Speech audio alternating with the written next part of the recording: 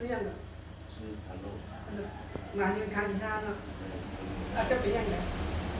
มาที่นี่มันมีอาการไอแล้วก็เมื่อยคอเนี่ย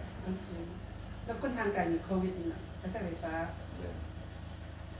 ไปล้างตีนแล้วรู้สึกยังไง ร่างติ่งแล้วรู้สึกว่าเบาเราก็ตั้งตีนเอาใส่ไฟฟ้าเอาก็ซิดลำอันนี้เขาสั่งเขา ติด สั่ง น้ำแล้ว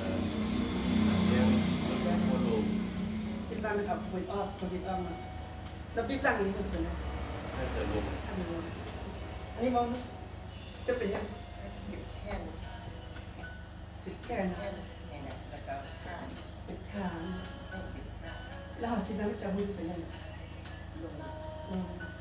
เราแข็งนิดหน่อย แค่น จิตเลย เห็นขัดไม่หนึ่งแต่ละไปเดี๋ยวตรง เจ็บรู้เจ็บดีกว่าเจ็บดีกว่ารู้เจ็บแล้ว มันจิบแบบ เจ็บแล้วข้าง ข้าจะมีเหตุ ใหญ่ขึ้นเอาเยอะสิเบาเลย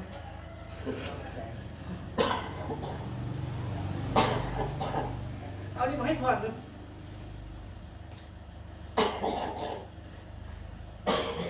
ขันคอแล้ว เอาแค่ให้ผ่อน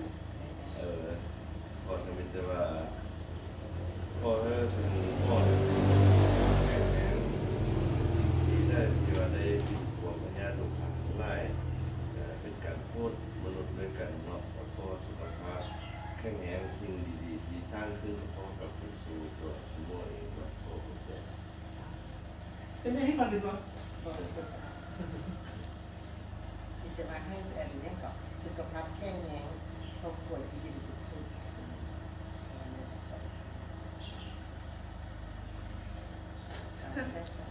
เอา